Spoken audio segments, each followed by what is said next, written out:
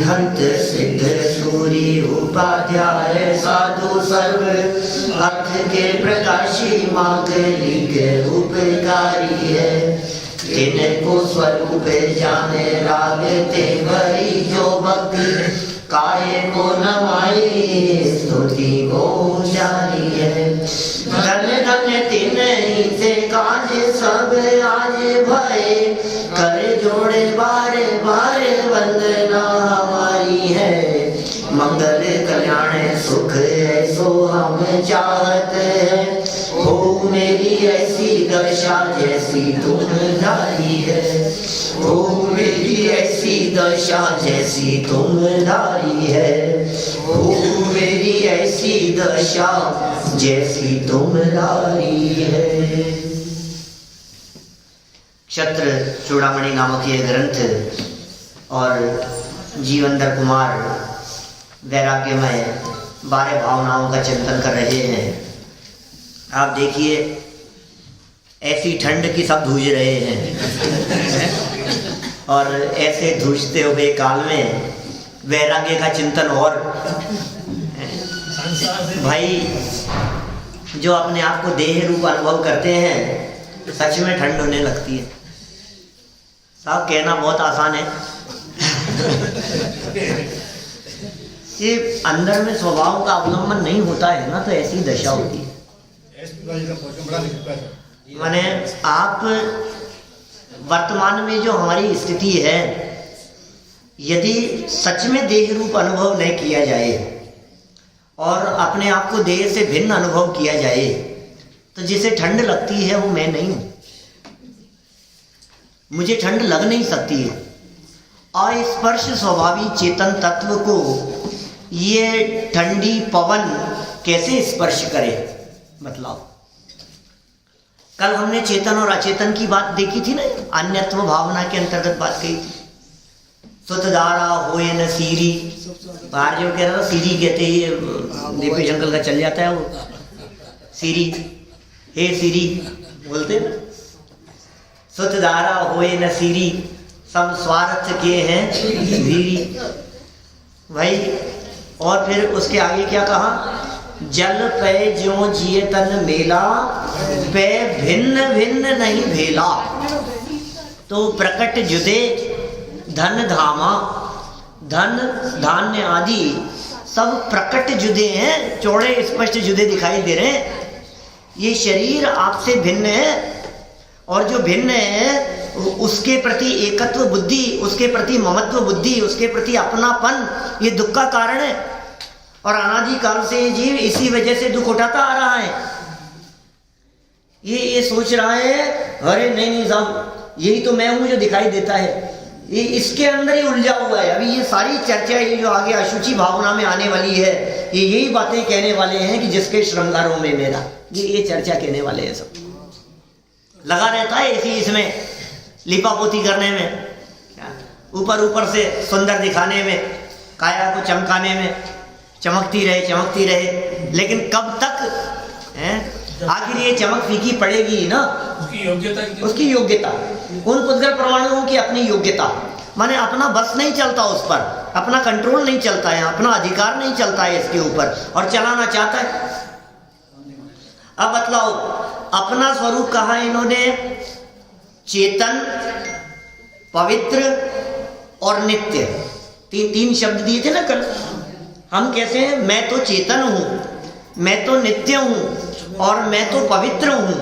और देह कैसी है? अचेतन है, अपवित्र है और अनित्य है। दोनों में किसी तरह का मेल नहीं है। कोई लक्षण तो मिलते होंगे, आपके और भाभी के कुछ लक्षण तो मिलते हैं 36 में से। अरे क्या बात कर रहे हो साहब, हमारे तो सभी मिलते हैं। अरे लेकिन ये चेतन आत्मा का शरीर के साथ में कोई लक्षण नहीं मिलता। यहाँ तो जबर मिला के चलना पड़ता है। यहाँ तो मिला के चलना पड़ता है। ये देह के साथ में आत्मा का कोई लक्षण तो मिलता होगा। अत्यंत अभाव है, अत्यंत अभाव। दूर दूर तक कोई संबंध नहीं है, लेकिन ये संबंध मान रखा है, ये इसके तकलीफ का कारण बने बिना नहीं रहेगा। अब हम ये कह रहे हैं एक में स्पर्श और एक अस्पर्श स्वाभाविक, एक मूर्तिक और एक अमूर्तिक। ये हवाएं, ये ठंड, ये तन को तो स्पर्श कर सकती है, क्योंकि हवा में भी स्पर्श नाम का गुण है और शरीर में भी स्पर्श है, लेकिन आत्मा तो अस्पर्शी है। उस अस्पर्शी आत्मा को ये हवा कैसे स्पर्श करे? जब ये हवा मुझे स्पर्श नहीं कर सकती तो ये ठंड कैसे लगे? 1 डिग्री है पारा, 1 डिग्री है साहब, -1 तो नहीं है, -1 तो नहीं है, 1 डिग्री है तो क्या हुआ? देखो क्या कह रहे हैं यहाँ। अशुचि की बात शुरू करते हैं हम। बड़ी सुंदर चर्चा है इस अशुचि भावना के संदर्भ में। भावना भाव, भावना, भावना मतलब किसके लिए? पढ़ने के लिए, सुनने के लिए, चिंतन के लिए। भावना किसके लिए होती है? चिंतन के लिए। नहीं, पाठ करने के लिए होती है। बारे भावना तो अरे पाठ की चीज नहीं है। बारे भावना पाठ भी चिंतन, 5 मिनट और लगेंगे बस, बारे भावना का पाठ और कर लूँ। 2-3 मिनट से ज्यादा नहीं लगेंगे, बस पाठ करके आए। बारे भावना बाकी रह गया मेरे पाठ करना। अरे भाई ये पाठ की चीज नहीं है, ये जीवन की चीज है, ये चिंतन की चीज है, ये निरंतर विचारों में, चिंतन में, मंथन में चलने वाली चीज है। ये बारे भावनाओं का चिंतन निरंतर चलना चाहिए, निरंतर नॉन स्टॉप चलता रहे ये चिंतन। इसके लिए है ये बारे भावनाएं। सैकड़ों विद्वानों ने जैसा जैसा चिंतन स्वयं किया, उस चिंतन को पद्य में बांध दिया और पंक्तियों की रचना हो गई। हाँ, अब वो जो चिंतन है वैसा ही चिंतन हमारा भी हो जावे, इस भावना से हम इसे पढ़ रहे हैं। अपना चिंतन इस रूप बदल जावे। बात कहाँ तक हो चुकी? अन्यत्व तक की चर्चा कर चुके। 5 भावनाओं के नाम याद हो गए नहीं भैया? अनित्य, अशरण, संसार, एकत्व और अन्यत्व। 5 हो गए ना? आगे याद है? 5 तो हो गए। अनित्य, अशरण, संसार, एकत्व, अन्यत्व, बराबर। अब आगे आएगा अशुचि। 6ठे नंबर पर है अशुचि। अब देखो जरा बात क्या कहते हैं, यहां तक कैसे पहुंचे। चिंतन बढ़ रहा है एक डे बाय डे। ये जो 6 भावनाएं जहां तक कि हम ये आज चर्चा करेंगे, ये 6 भावनाएं वैराग्य उत्पन्न करने वाली है। माने 12 भावनाओं को 2 टुकड़ों में बांट दिया। एक दिन कहा था शायद हमने, इन 12 भावनाओं को 2 टुकड़ों में बांट दिया। 6 अलग शुरू वाली और बाद वाली 6 अलग।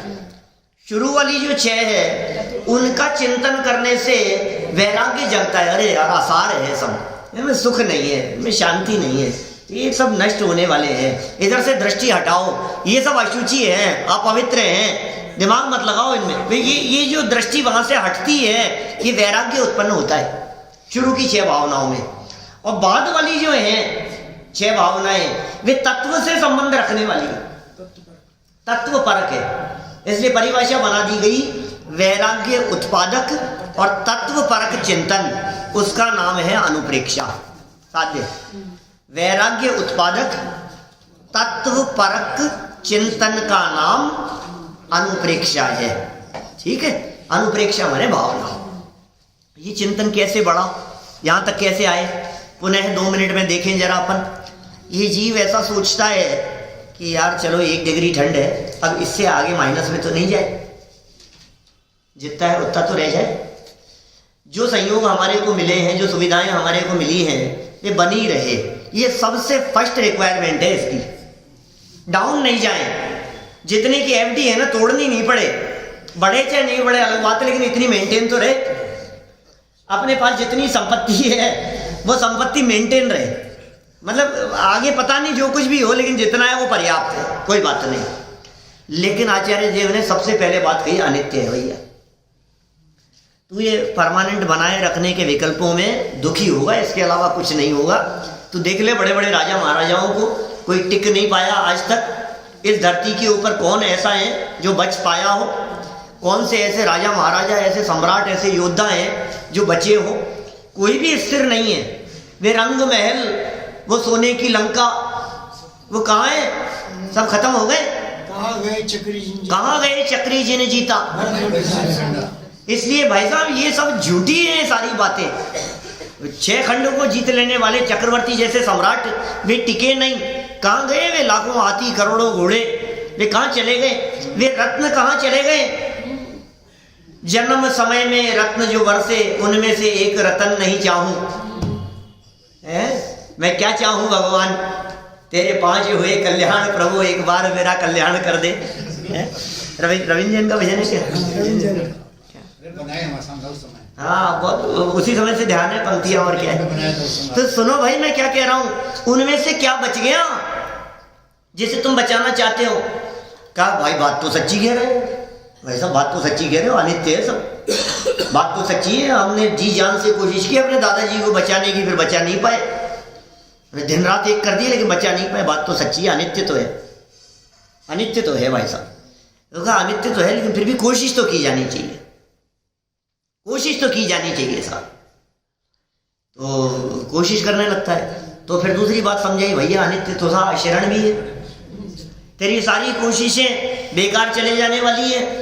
इसलिए जैसे तेरा चिंतन बढ़ा वैसे भावना बढ़ा दी, अशरण की बात कहने लगे। तो इसको ये भी समझ में आ गई कि हाँ अशरण भी है, बात तो समझ में आ गई, अशरण बने की बात भी समझ में आ गई।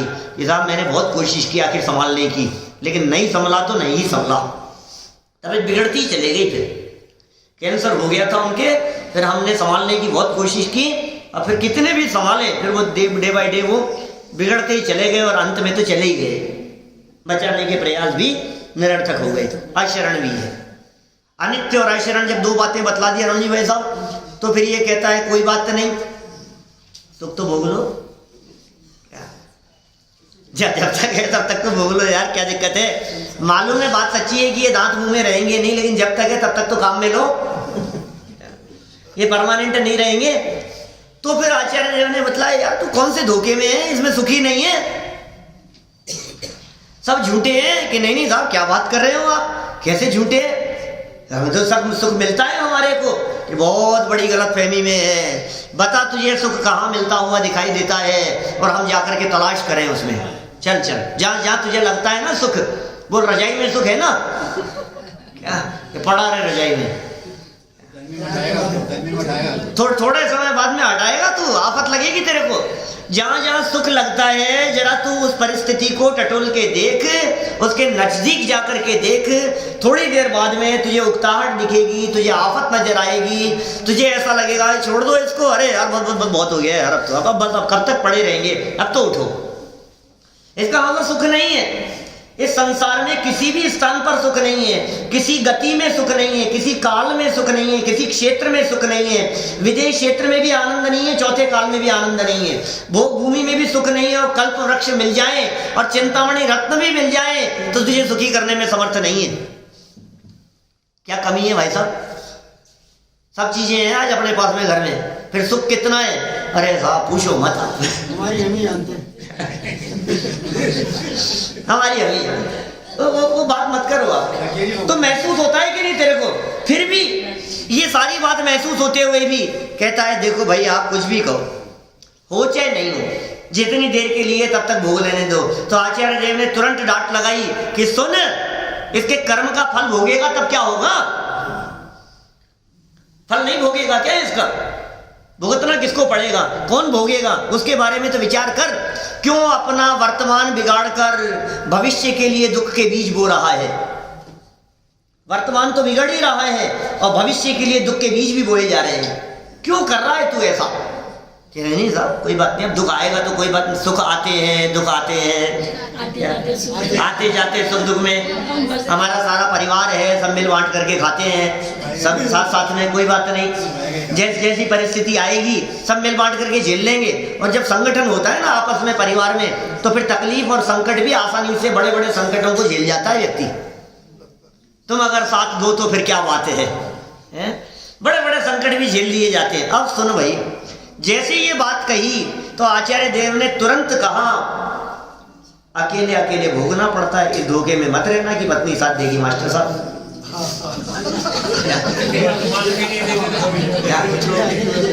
नहीं सच्ची बात है, बच्चे भी नहीं देंगे क्या, फिर आपका नाम लिया, हमारी भी कोई दशा, सबकी कोई हालत है, कोई किसी का साथ देने वाला नहीं है, कोई साथ देवे ये कल्पना, झूठी कल्पना है। सब झूठे रिश्ते नाते हैं,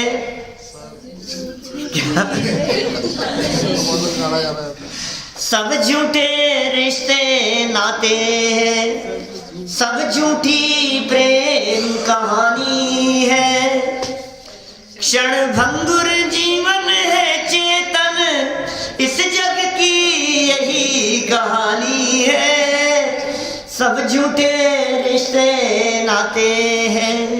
बोलो और क्या है? अर्जुन और भीम सदृश योद्धा इस जगती तल पर आए थे। क्या सुना? भजन गाते नहीं होंगे?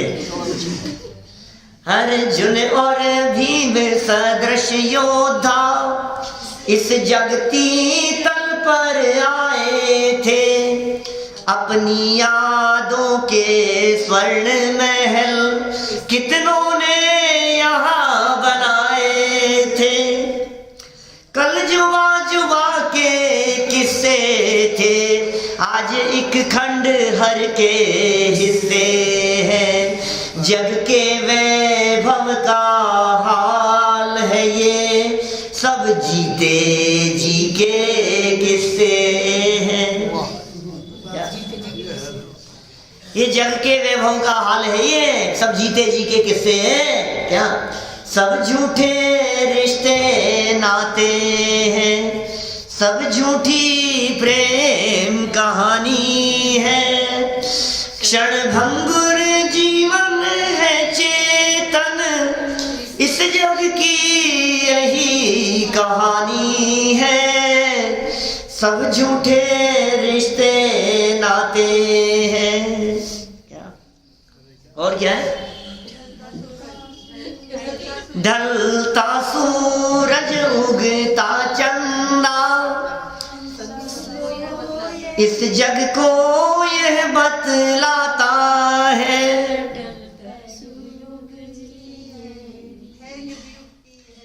युग युग की यह रीत यही, हर आने वाला जाता है,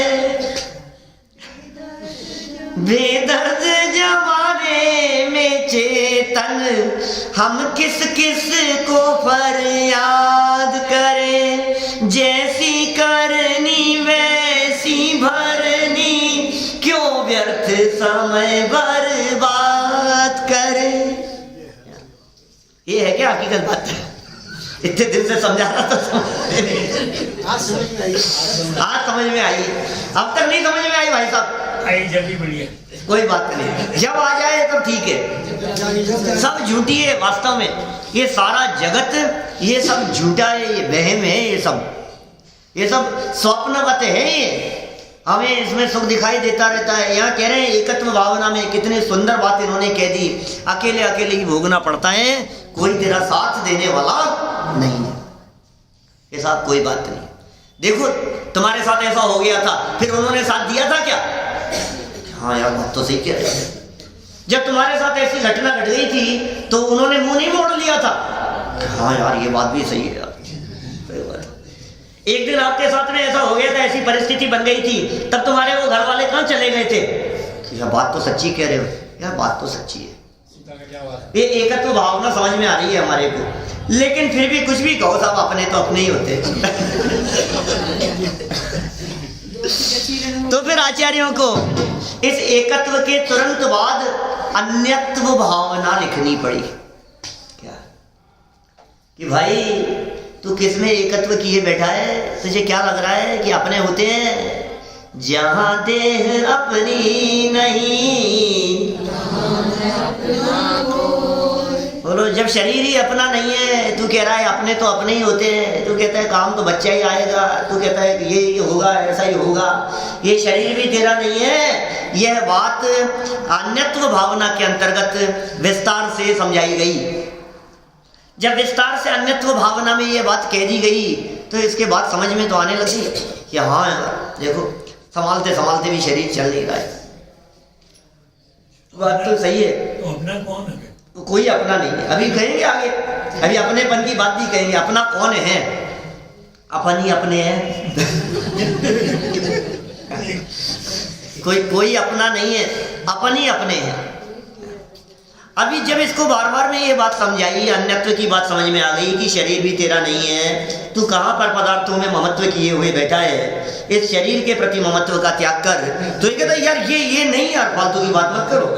अब ये शरीर से तो अपनापन नहीं तोड़ सकता हूं मैं, शरीर से अपनेपन तोड़ने की बात मत करो आप। तो आचार्यों ने कहा तू यदि शरीर के स्वरूप का एक बार गहराई से विचार कर ले तो शरीर के प्रति अपनापन टूटे बिना न रहे। तू विचार कर ले एक बार शरीर के स्वरूप के बारे में कि क्या बात करते हो साहब, इतना सुंदर शरीर इतना मेंटेन करके चलता हूं मैं। ऐसे ही थोड़ी ना, आज भी कोई व्यक्ति मेरे को देखता है तो यही कहता है कि 25-27 साल उम्र होगी आपकी, हम मान ही नहीं सकते 27 साल आपको प्रोफेशन करते हो गए। ऐसे कहते हैं, क्या बात करते हो आप, तो जवान दिखते हो अभी भी। बायोडेटा मांगते हैं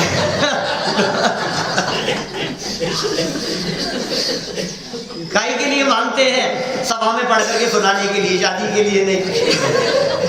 क्या पंडित थोड़ा आपको परिचय दे देना है, सभा में सुनाना है, ऐसा करते हैं लोग। क्या सुनाना है, क्या करना है, क्या बात करनी है। ये कहते हैं मेंटेन करके चलता हूं, तो कहते हैं तू विचार कर एक बार इस अशुचिता के बारे में, तो विचार कर इस देह के बारे में, इस देह के स्वरूप के बारे में। ये देह ऊपर से जैसी दिखाई देती है ये सच में ऐसी है नहीं, ये ऊपर जैसी सुंदरता दिखाई देती है, थोड़ा सा नजदीक जाकर के देखने का प्रयास करे तो सारी हकीकत सामने आ जाएगी। ज्यादा अंदर उतरने की जरूरत नहीं है। एक पंख बराबर मक्खी का पंख, जानते हैं मक्खी का पंख कितना बारीक होता है, कितना पतला होता है, उसके उस पंख बराबर एक पतली सी परत इस चमड़ी पर से, चेहरे पर से उतर जाए तो सच्चाई यह है कि अपना चेहरा स्वयं आईने में देखना पसंद नहीं करे, घृणा हो जाए। ये है इसकी स्थिति। देखो यहाँ विचार कर रहे हैं, इसी के संदर्भ में कुछ वादी सिंह सूरी आचार्य देव जीवनधर कुमार के हृदय में बैठकर कुछ अशुचि अनुप्रेक्षा का चिंतन निकाल करके सामने प्रस्तुत कर रहे हैं। पेज नंबर है 533 और श्लोक नंबर है 50। अशुचि अनुप्रेक्षा, अनुप्रेक्षा शब्द बार बार में ये याद दिलाता है कि अकेले पढ़ना नहीं, विचार करना, अकेले पढ़ना नहीं, चिंतन करना, सोचना, विचार करना, चिंतन करना, बार बार विचार करना इस देह के बारे में। संभालते संभालते हुए भी संभलेगी नहीं, इस बात के बारे में विचार करना, इसकी अपवित्रता के बारे में विचार करना, इसकी मलिनता के बारे में विचार करना। और फिर जब मलिनता का विचार करते करते ये जीव को थोड़ा कुछ और परिणाम आगे बढ़ेंगे तो फिर कुछ दूसरी बात कहेंगे, आगे बढ़ करके चिंतन आगे बढ़ेगा ना। अंतिम भावना है ये वैराग्य उत्पादक भावनाओं में, माने प्रारंभिक 6 में। देखिए 50 नंबर, मेध्यानामपि वस्तूनां यत् संपर्काद मेध्यता तद्गात्रं अशुचियेत् तत्किं नाल्पमल संभवम्। ओह, क्या कह रहे हैं ये? जिसके संबंध से पवित्र वस्तुएं भी अपवित्र हो जाती है। अरे ये क्या कह रहे हैं? जिसके संबंध से पवित्र वस्तुएं भी अपवित्र हो जाती हैं, कौन है ऐसा? और जो अल्प रुधिर वीर्य आदि मलों से उत्पन्न हुआ है वह शरीर क्या अपवित्र नहीं है? इसलिए यह अवश्य ही अपवित्र है। देह की अपवित्रता के संदर्भ में कह रहे हैं, इसकी मलिनता के संदर्भ में कह रहे हैं। मुझे दादा की 2 लाइनें याद आ गई बारे भावना की। इस देह के संयोग में जो वस्तु पल भर आएगी वह भी मलिन मलमूत्रमय दुर्गंधमय हो जाएगी। देह की अशुचिता के बारे में डॉक्टर वारिल जी की बारे भावना है, उनके द्वारा लिखी गई। कितनी 16 लाइनें हैं एक एक भावना में। अनित्य भावना में 16 लाइनें, 2 लाइनों में पढ़ते हैं अपन तो 12 भावनाएं, माने 24 लाइनों में 12 भावनाएं निपट जाती है अपने यहाँ। तो उन्होंने 16 लाइनें एक एक भावना के संदर्भ में लिखी। सिर्फ 2 सुनाई है आपको यहाँ अशुचि के संदर्भ में। क्या क्या सुनाई है? इस देह के संयोग में जो वस्तु पल भर आएगी वह भी मलिन मलमूत्रमय दुर्गंधमय हो जाएगी। यही भावना है जो यहाँ वाजिब सिंह सूरी आचार्य कह रहे हैं। ये देह कितनी अपवित्र है कि इसके संपर्क में आया हुआ पदार्थ भी अपवित्र हो जाता है, पल भर के लिए अपवित्र हो जाता है। बोलो आप, मुंह के नजदीक आया, शरीर के समीप आया, सारे जगत में पवित्र कहलाता है जल। जल इतना पवित्र कहलाता है, जल के समान कोई पवित्र नहीं है। अरे जल की पवित्रता के संदर्भ में हमारे साहित्यकारों ने, पूजन लिखने वालों ने मुनिराजों के मन की उपमा दी है ना। मुनि मन संग उज्ज्वल नीर प्रासुक गंध भरा भरी कनक कटोरी धीर दीनीदार। 2400 श्री चंद 24 सेकंड भगवान की पूजा है। क्या कहा, जल कितना पवित्र है। हे जिनेंद्र देव, ये जो जल आपके सामने लेकर के आया हूँ, ये जल कितना पवित्र है। मैं आपको इसकी पवित्रता के संदर्भ में क्या प्रमाण दूं। मैं ये कहता हूँ मुनिराजों के मन जितना पवित्र नीर आपके चरणों में समर्पित करने के लिए लाया हूँ। इसका मतलब मुनिराजों का मन कितना उज्जवल पवित्र होता है, उस पवित्रता की उपमा इस जल को दे रहा हूं मैं, जो इस कलश में लेकर के आया हूं। कितना पवित्र है ये जल। जल इतना पवित्र होता है कि कहते हैं ना, मलिन वस्तु हर लीन सब जल स्वभाव देव शास्त्र गुरु 3 है ना। क्या कहा, मलिन वस्तु हर लीन, मलिन वस्तु हर लीन सब हर लेत सब जल स्वभाव मल छीन। मल को छीन करके जल का स्वभाव ऐसा है जो मलिन वस्तुओं की मलिनता को निकाल देता है। यहां तक की बात कही जाती है कि जल कितना भी अपवित्र क्यों नहीं दिखाई देवे, लेकिन उसकी अपवित्रता वो आपके मल को धोने में काम कर जाती है। रोड पर चलते हुए यदि गाय का गोबर पैर में लग गया है और आपको पानी नहीं दिख रहा है कहीं भी, और कहीं किसी उसमें टब में, किसी बाल्टी में, किसी जगह पर गंदा पानी रखा हुआ है, गंदा पानी है, मलिन है वो पानी, तो भी आप क्या काम करते हैं, उस मलिन पानी से भी उस कीचड़ को धो देते हैं, वो धुल जाता है। ऐसा स्वभाव है जल का। गड्ढे में हो तो वो पानी भी आपके उस कीचड़ को धो देगा। इतना पवित्र जल का स्वभाव, तथापि एक क्षण मात्र के लिए भी वो जल आपके इस देह का स्पर्श करके निकले। अब बताओ वो जल किस काम का रह गया। शरीर के ऊपर डाला ना आपने, अपने माथे पर एक मग्गा डाल लिया, क्या पानी की कमी है ना जयपुर में? अब नहीं है। अच्छा, जब थी उस समय तो टब में बैठ के नहाते थे ना, फिर टब के पानी को दूसरी जगह काम में लेते थे, पानी को इकट्ठा करके, जिससे नहा लिए फिर उसी नहाए हुए पानी को इकट्ठा करके, अरे भाई नहाया हुआ पानी किसी और काम नहीं आता है क्या? एक बार तन को स्पर्श करके निकला क्या, अब वो इतना अपवित्र हो गया। बोलो आप, जबकि शरीर को सुंदर मान के आज के पहने हुए कपड़े क्या 5 मिनट पहले पहने और उसको खोलने के बाद दोबारा पहन सकते हो क्या आप? बोलो, मनियान पहना हुआ खोला आपने, दोबारा पहन सकते हो आप उसे? क्या हो गया? थोड़ी देर के लिए अंदर गया, शरीर को स्पर्श किया उसने। ये तो ऊपर की बात कर रहा हूँ, अंदर की तो बात ही नहीं की अभी तक। अंदर की बात क्या बताएं आपको? ऊपर से बात समझ में आ जाए तो ठीक है, अंदर की तो हाल ही खराब है। अंदर जाकर के मत देखो, भीतर या सम जगत में ओ ऐसी बात कह रहे हैं। ये बुद्धदास जी की है बारे भावना, कितने सुंदर बात की। भीतर या सम, क्या कहा उन्होंने? दिपे चाम चादर मढ़ी हाड़ पिंजरा दे, और भीतर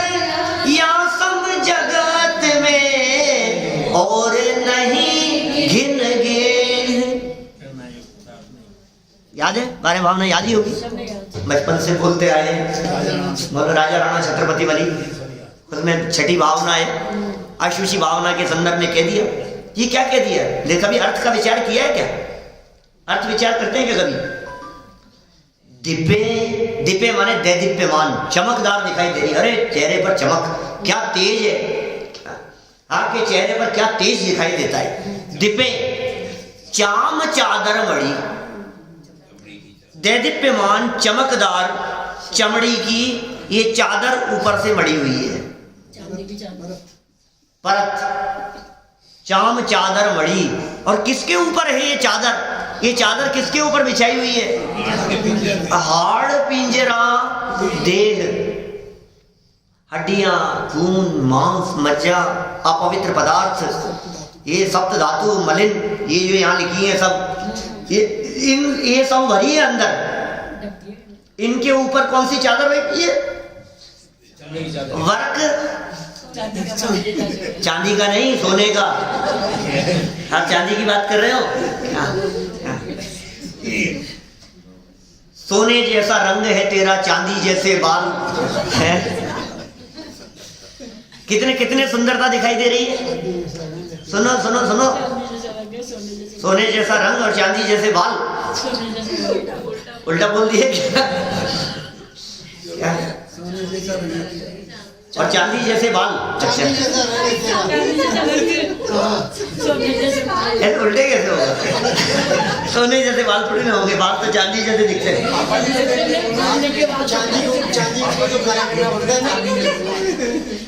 चलो कोई बात तो नहीं, लेकिन ये जो धनवानपना दिखाई दे रहा है, ये ऊपर ऊपर का है, ये ऊपर ऊपर की चमक है।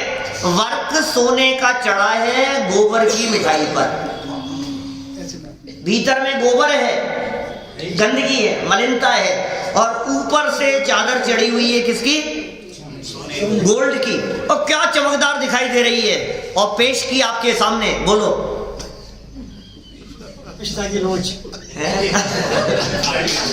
कौन पसंद करे, कौन पसंद करे?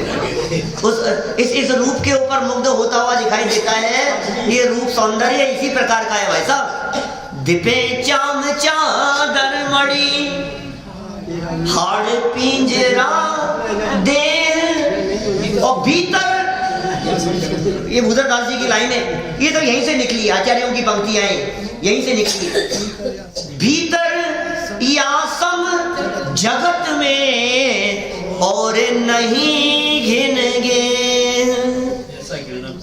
सारे जगत में छान करके आओ, आपको इसके समान घृणित पदार्थ, घृणा करने वाला पदार्थ दूसरा कहीं दिखाई नहीं देगा। इससे दोस्ती करता है, बोलो, इससे दोस्ती करता है। सारे जगत में देख करके आओ, मलिन से मलिन, अपवित्र से अपवित्र पदार्थों को लेकर के आओ।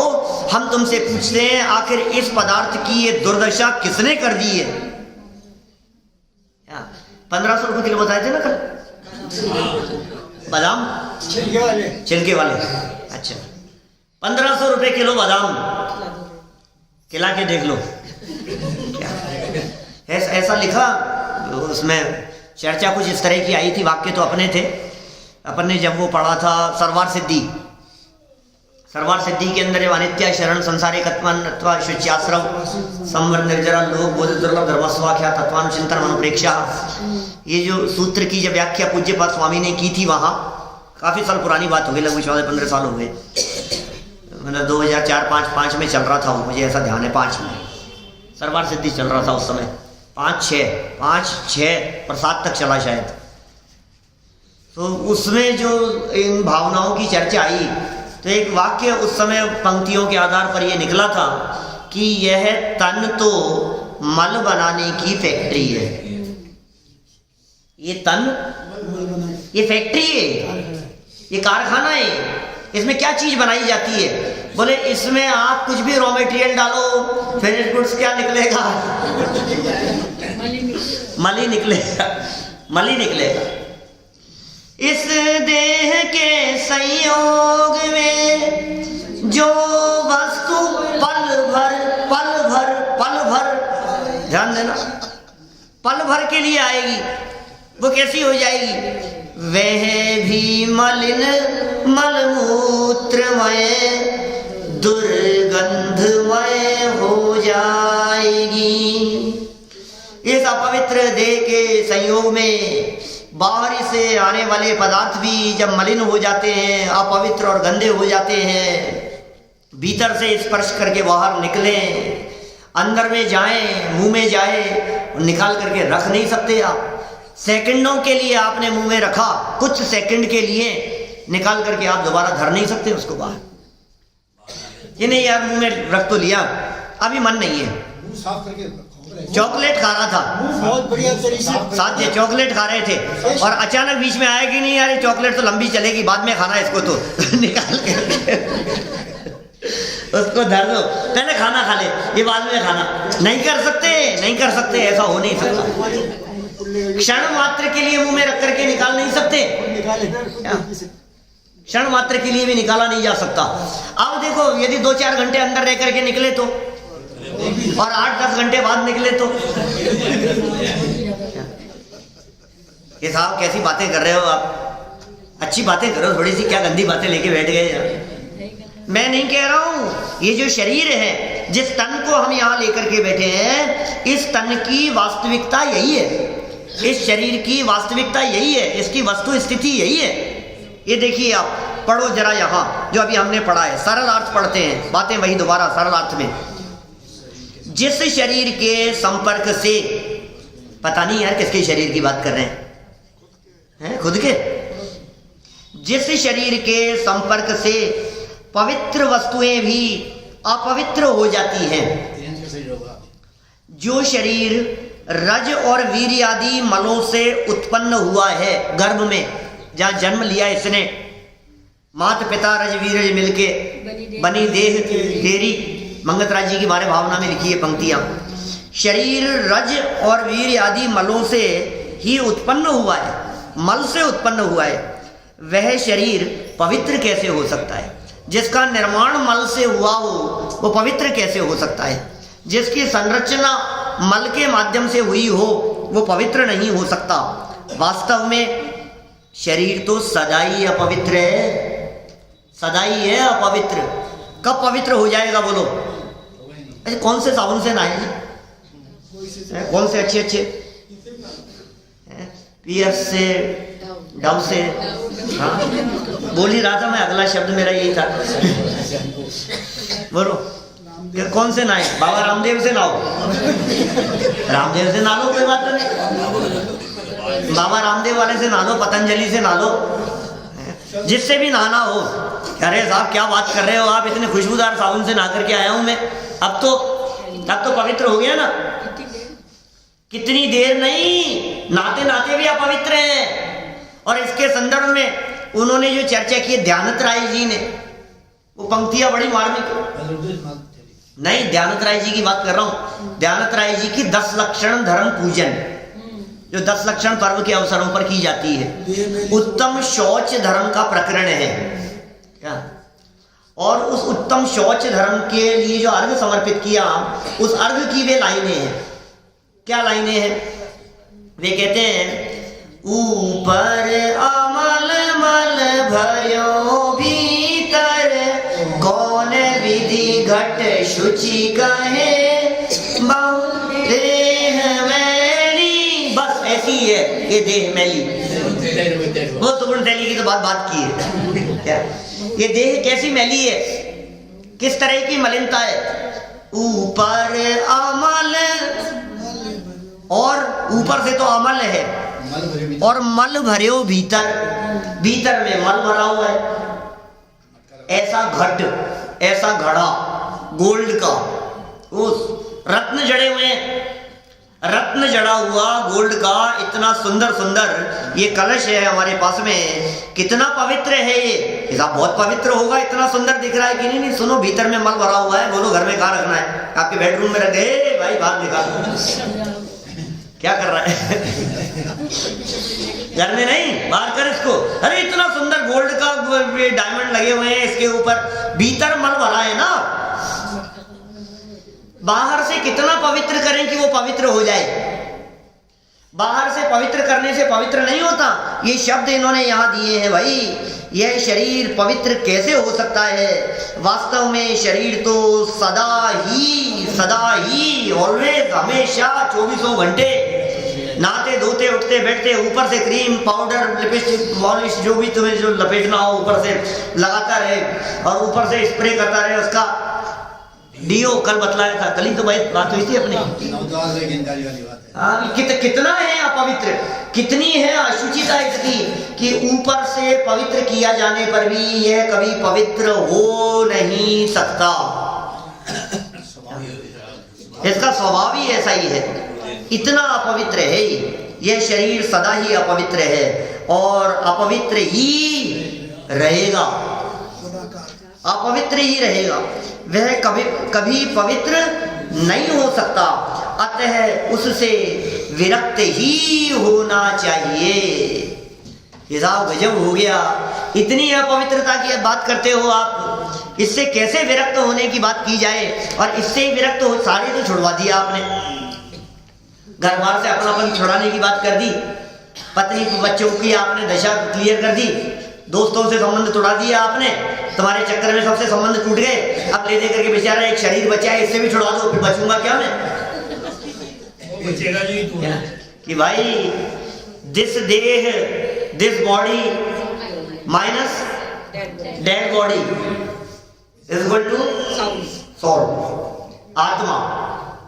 वो जो आत्मा है वो क्या है कि इस शरीर से भिन्न एक तत्व है, देह में रहता हुआ भी देह से अछूता है, शरीर में रहता हुआ भी शरीर से भिन्न है, शरीर को स्पर्श नहीं करता। जन्म से लेकर 50 साल हो गए शरीर में रहते हुए, 45 हो गए, किसी को 40 हो गए, किसी को 10-12 हो गए, जितने भी वर्ष हुए हैं इस तन में रहते हुए, तब इतने वर्षों में भी इस शरीर को आज तक उस आत्मा ने या मैंने स्पर्श नहीं किया। इसका सबसे बड़ा प्रमाण ये है कि जब यह आत्मा या मैं इस शरीर से बाहर निकलता हूं तो लाल होकर नहीं निकलता। ये सबसे बड़ा प्रमाण है। देह की अशुचिता को मत देख, वे जो शौच धर्म का जो प्रकरण जो अभी अपन ने आधी लाइन छोड़ दी थी, उस लाइन की तरफ गौर कर। क्या कहा था, बस वो लाइनें पूरी करके अपन बात पूरी करेंगे, अगले श्लोक की चर्चा फिर करेंगे कल। देखो क्या कह रहे हैं यहाँ पर, देखो बहुत मार्मिक बात है। कहाँ से शुरू किया था?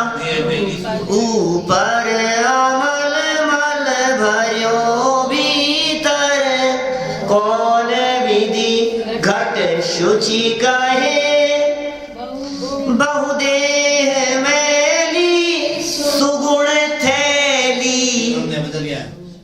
नहीं बदल गया, पासा बदल गया, दृष्टि बदल गई, देखने का नजरिया बदल गया सब। देह मैली है लेकिन सुगुण थैली, शौच गुण साधु लहे। अरे ये शौच और पवित्रता नाम का जो धर्म है 10 लक्षण धर्म में, ये धर्म रोजाना नहाने वालों को नहीं होता, जीवन भर नहाने का त्याग करने वालों के होता है।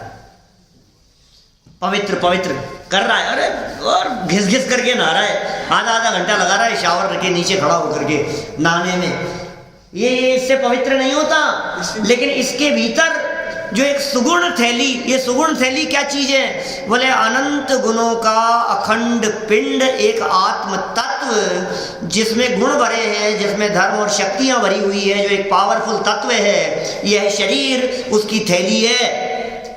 थैली को मत देख, माल को देख। क्या हमारी स्थिति क्या है भैया? थैली को देखते हैं, अरे यार ये कैसा दिख रहा है, अरे यार इसकी तो शक्ल ही खराब है, अरे यार ये तो क्या बीमार है, अरे यार इसके शरीर में से दुर्गंध आ रही है। कि सुन सुन सुन, तन को मत देख, थैली को मत देख, माल को देख। माल को देख, वो अष्टावक्र याद आता है क्या आपको? यहाँ सब जगह से मुड़ा हुआ जिसका शरीर था अष्टावक्र, 8 जगह से मुड़ा हुआ शरीर, ऐसे ऐसा मुड़ा, आप कल्पना नहीं कर सकते उसकी शरीर की कैसी स्थिति होगी। विद्वान था बहुत बड़ा, सभा में पहुंचे, विद्वानों की सभा लगी हुई थी, और राज दरबार में जैसे ही पहुंचे और उसके शरीर को देख करके राज दरबार में बैठे हुए लोग सब हंसने लग गए। शरीर ही इसी तरह का था कि एकदम देखते ही हंसी फूट पड़े, ऐसे शरीर की हालत थी। और सब विद्वानों के बोलने के बाद जब उनका बोलने का नंबर आया, राज दरबार में बैठे हुए, और उन्होंने वहां खड़े होकर जैसे ही संबोधन शुरू किया और कहा, पहला ही शब्द जो बोला कि हे चमारों, चमार कह करके संबोधन किया। सबके सब एकदम चेहरे सबके ऐसे हो गए कि ये क्या सभ्यता है, ये विद्वानों की सभा में हमें गाली दी जा रही है। लेकिन उन्होंने अपनी बात को स्पष्ट करते हुए कहा कि इस तन रूपी चमड़े की परख करने वाले जो होते हैं वे चमारी होते हैं। ये चमड़ा है, ये चमड़े की परख किसे? चमार को। तुम किससे देखते हो? विद्वान की विद्वत्ता उसकी देह से नहीं है, उसके ज्ञान से है, उसके वैराग्य से है, उसके संयम से है, उसकी साधना से है, उसकी महिमा, उसने जो साधना की है। तुम अंदर से देखो, अंदर की योग्यता से देखो, बाहरी तन से मत देखो। ये तन मलिन है, ये तन अपवित्र है, लेकिन इस तन में रहने वाला तन से भिन्न एक जो तत्व अंदर में विराजमान है वो परम पवित्र है। देह की मलिनता उस आत्मा को अपवित्र करने में समर्थ नहीं है, उसकी पवित्रता को देखो। ये अशुचि भावना में संदेश दे रहे हैं। अतः उस देह से, जिस देह में ये सब अपवित्रता है, इससे विरक्त हो जाने में ही सार है।